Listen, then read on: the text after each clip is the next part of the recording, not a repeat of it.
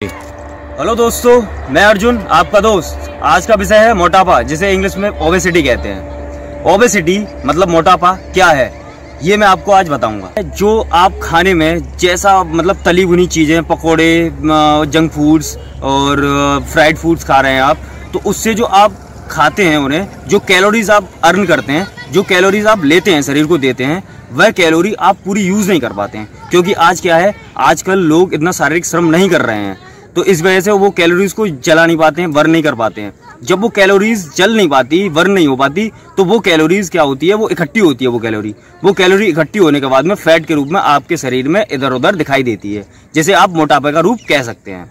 मोटापा भले ही आज के दौर में एक ऐसी बीमारी नहीं जो कि आपकी जान ले, लेकिन इंसान को ये नहीं भूलना चाहिए कि मोटापा एक ऐसी बीमारी है जो अन्य बीमारियों को आपके शरीर का एक घर बनाती है, और ऐसी बीमारियां जो आपकी जान भी ले सकती हैं। हेल्थी और एक मोटापे के बीच का डिफरेंस मतलब कैसे तय कर सकते हैं आप घर पे ही? कैसे? एक होता है, मैं आपको बताऊंगा कि बीएमआई, बॉडी मास इंडेक्स। अगर आपका बीएमआई 20 से 25 तक है या 20 से नीचे है, तो आप पतले की श्रेणी में, उसकी बात नहीं करेंगे हम, क्योंकि आज हम बात कर रहे हैं मोटापे की। अगर आपका बीएमआई 20 से अगर ऊपर है, तो आप हेल्थी की कैटेगरी में आते हैं, मतलब स्वस्थ हैं, फिट हैं आप। लेकिन अगर आपका 20 से अगर ऊपर आता है, 28 तक आता है या 30 तक आता है, तो आप मोटापे की शुरुआत हो चुकी है आपके शरीर में। आपको अपने शरीर के प्रति जागरूक होने की आवश्यकता है। अब अगर आपका 30 से ऊपर 35 तक आता है, तो आप बिल्कुल मोटापे के लिए ऐसे अग्रसर हो चुके हैं कि आपको जो भी देखेगा ये कहेगा कि आप मोटे हो चुके हैं। दोस्तों, अब मैं बताऊंगा आपको कि मोटापे के कारण क्या होते हैं। मोटापे के कारण होते हैं, नंबर 1 पे हम ला सकते हैं कि खान पान को।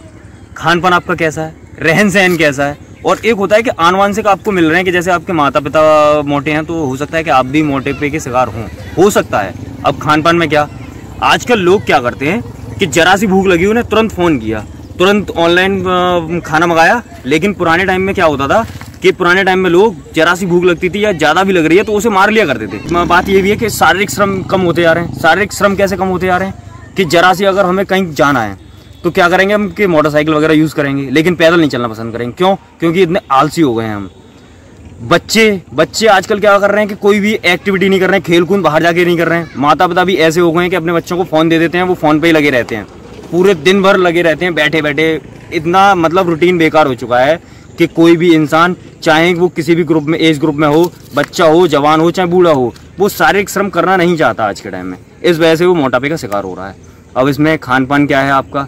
खान पान जैसे आप तली भुनी चीज़ें ज़्यादा खा रहे हैं, पकोड़े खा रहे हैं, कैलोरीज ज़्यादा यूज़ कर रहे हैं, लेकिन उनको बर्न क्या कि शारीरिक क्षमता, जो आपकी शारीरिक श्रम कर रहे हैं वो नहीं हो पा रहा, तो कैलोरीज इकट्ठी होगी। मैंने आपको पहले ही बताया था, आपका कैलोरीज इकट्ठी होंगी, वही मोटापा बढ़ाएंगी। रहन सहन क्या है आपका?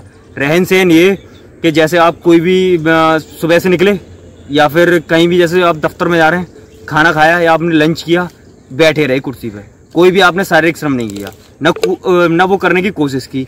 इस वजह से आपका जो मोटापा है वो बढ़ेगा। ये स्वाभाविक है। आनुवांशिक में मैंने बताया था कि जिसके माँ बाप आपके मोटे होंगे, तो वो बच्चे भी जरूर हो सकता है कि मोटे हों, लेकिन ऐसा हो नहीं सकता कि बच्चे अगर शारीरिक श्रम करें तो वो हो सकता है कि अपने मोटापे को वो अवॉइड कर सकते हैं। दोस्तों, अब मैं बताऊंगा आपको सबसे आसान और बेहतर तरीका जिससे आप अपने मोटापे को दूर कर सकते हैं, जो कि सबसे आसान और बेहतर तरीका है योग। आगे आप मेरी इस वीडियो में देखेंगे, मैं अपने खुद करे हुए इन योगासनों के माध्यम से, जो कि चित्र में आप देख रहे हैं, उसके माध्यम से मैं आपको बताऊंगा कि आप किस तरीके से योगाभ्यास करके घर पर ही मोटापे को दूर कर सकते हैं। कपालभाति प्राणायाम। इस प्राणायाम में सबसे पहले आप पद्मासन में बैठ जाएं और शरीर को अपना ढीला छोड़ दें। इसके पश्चात दोनों नोस्ट्रिल से सांस लें, जिससे पेट फूल जाए, और पेट की पेशियों के बल के साथ सिकोड़ते हुए सांस छोड़ दें, जिससे आपका पेट अंदर दबा हुआ महसूस हो। अगली बार सांस स्वतः ही खींच ली जाएगी और पेट की पेशियां भी स्वतः ही फैल जाएंगी। सांस इनहेल यानी कि अंदर लेते समय किसी भी प्रकार के बल का प्रयोग ना करें।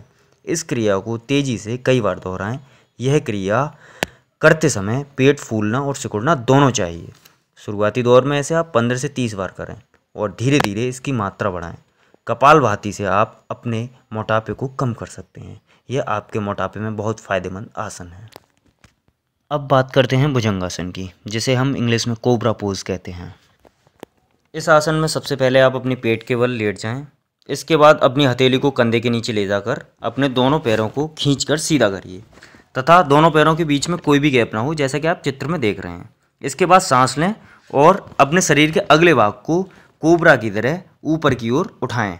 ऐसा करते समय यह ध्यान रखें कि कमर पर ज़्यादा खिंचाव ना आए। शुरुआत के दिनों में आप 5 से 10 सेकंड इसी अवस्था में रहें। इसके बाद पुनः सांस छोड़ते हुए सामान्य अवस्था में आ जाएं, जैसा कि आप चित्र में देख रहे हैं।